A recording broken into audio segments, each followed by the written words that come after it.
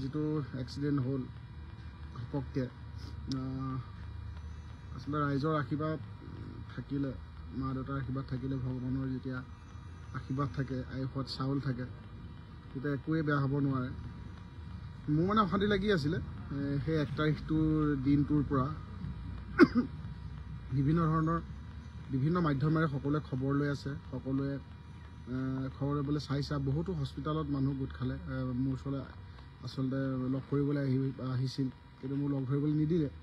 যিহেতু মই I C ইউত নহয়, ছেমি আই চি ইউ নহয়, ICC আছিলোঁ।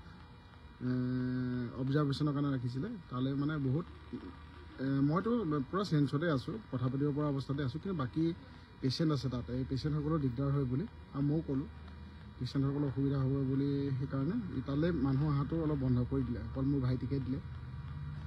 গতিকে মই ভাইটিৰ পৰা হওক বা বেলেগৰ পৰা বা হস্পিটেল কৰ্তৃপক্ষই যেতিয়া কৈছে তোমাক চাবলৈ ইমান মানুহ আহিছে, ইমান খবৰ ল'বলৈ, সঁচাকৈ আৱেগিক হৈ পৰিছিলোঁ সেইটো সময়ত আৰু দুখ লাগিছিল। সকলো মানুহ আহি পেলাই উভতি গৈছে আৰু মোক আচলতে মোবাইলটো চোৱাৰ মানাই আছিলে।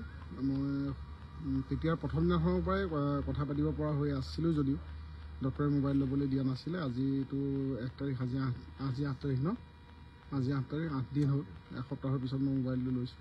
গতিকে ময়ো কেতিয়াও মানে আপোনালোকক লাইভ এটা আহি সকলোকে ধন্যবাদ দিওঁ কেনেকৈ, মোৰ অশান্তি এটা লাগি আছিল। আৰু আপোনালোকে ইমান মৰম চেনেহ আশীৰ্বাদ দিলে মোক বিভিন্ন জেগাৰ পৰা। বিভিন্ন জেগাত মই খবৰ পাইছোঁ, বিভিন্ন জেগাত চাকি জ্বলাইছে আপোনালোকৰ মোৰ কাৰণে। আচলতে মোৰ ভাগ্য এনেকুৱা এটা কেতিয়াবা মানে কিছুমান দুখতো সুখ থাকে বুলি কয়। আৰু যেতিয়া মই গম পাইছোঁ মোৰ বেমাৰ আৰু বিভিন্ন জেগাত চাকি জ্বলাইছে, বিভিন্ন মানুহে আশীৰ্বাদ দিছে, তেতিয়া মানে দুখো লাগে আৰু তাৰ আনন্দ মুহূৰ্তটো বেলেগ, আপোনালোকক বুজাব নোৱাৰি। আৰু মই আজি ভাবিলোঁ যিহেতু মোক 7 দিন কেতিয়া যে লাগিছে, যিহেতু মই এটা লাইভ আহি পেলাই সকলোকে ধন্যবাদ জ্ঞাপন কৰিম, তেতিয়াহে যেন মোক কিবা এটা মই ধাৰ খুজিব পাৰিম, মোৰ এনেকুৱা লাগি আছিল। গতিকে আজি মই লাইভটো আহিলোঁ আৰু লাইভটো বেছি দীঘলীয়া নকৰোঁ আৰু বেছি কথা পাতিবলৈ মানা কৰিছোঁ।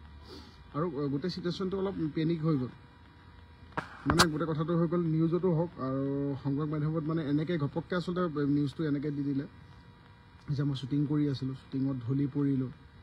ঢলি পৰাৰ লগে লগে মাথা ঘূৰাই, তাৰ পৰা মোক আহি পেলাই মোৰ হাৰ্ট এটেক হ'ল। হাৰ্ট এটেক হোৱাৰ লগে লগে মোৰ অ'পেন হাৰ্ট চাৰ্জাৰী হ'ল। তাৰপিছত এনেকৈ কথাটো ওলাই গ'ল আৰু মই আচৰিত, বিশ্বাস কৰক। মই ঘৰতে আছিলোঁ 31 ডিচেম্বৰত। মোৰ মানে এই বুকুৰ বিষ, উশাহ ল'বলৈ প্ৰব্লেম, মোৰ একোৱেই হোৱা নাই, একো চিমটম নাই। খালি মোৰ এই বাওঁ বাহুটোৰ ওপৰত এনেকৈ কামোৰে, মানে চিৰিং মাৰে।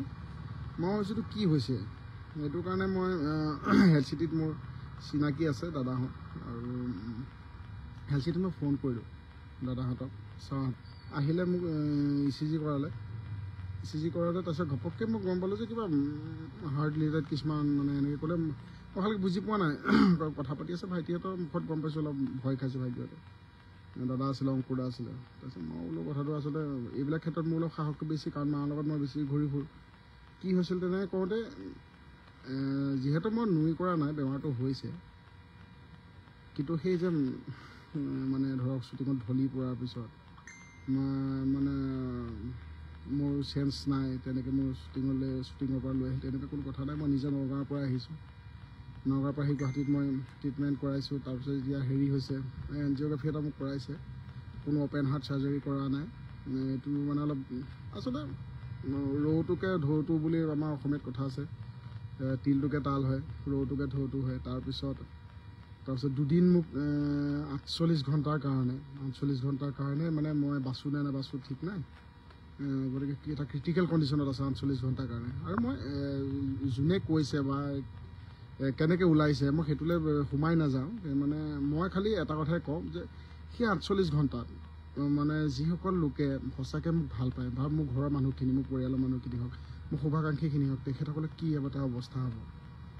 আৰু মই এতিয়া কাকো দোষ দিয়া নাই, সংবাদ মাধ্যমকো মই দোষ দিয়া নাই, আৰু তেখেতসকলে প্ৰচাৰ কৰিবই যিহেতু এনেকুৱা এটা চিটুৱেশ্যন। গতিকে সেই 48 ঘণ্টাত যিসকলে কষ্টটো পালে, মানে 48 ঘণ্টা হয়ও আমি বিভিন্ন ধৰণৰ খবৰ পাই আছোঁ, বিভিন্ন ধৰণৰ বেমাৰৰ খবৰ পাই আছোঁ, বিভিন্ন ধৰণৰ বেয়া বাতৰি পাই আছোঁ। সেই সময়ত যেতিয়া ঘপককৈ খবৰ এটা কথা নাই বতৰা নাই আপোনালোকৰ কাণত পৰিব, আৰু এনেকৈ যে হৃদৰোগত আক্ৰান্ত হৈ মোহনীতে বৰ্তমান ICUত ভৰ্তি হৈ আছে। তেতিয়া মানে সেই চিটুৱেশ্যনতো মানে বেলেগৰ কি হ'ব, মোৰ শুভাকাংক্ষীসকলে, মোৰ ঘৰৰ মানুহসকলৰ অৱস্থা কি হ'ব মই বুজি পাওঁ। গতিকে একো হোৱা নাই আপোনালোকে, সেইকাৰণে মই ভাবি আপোনালোকৰ আশীৰ্বাদৰ কাৰণে, আৰু আপোনালোকে টেনশ্যন নল'ব, আপোনালোকে এনেকৈ মৰম আশীৰ্বাদ দি যাব, আৰু ৰাইজৰ আশীৰ্বাদ মৰম থাকিলে কেতিয়াও একো হ'ব নোৱাৰে। ভগৱানে বাধ্য হয় বুলি কয়, ভকতৰ মিনতিত প্ৰাৰ্থনাত ভগৱানো বোলে বাধ্য হয়।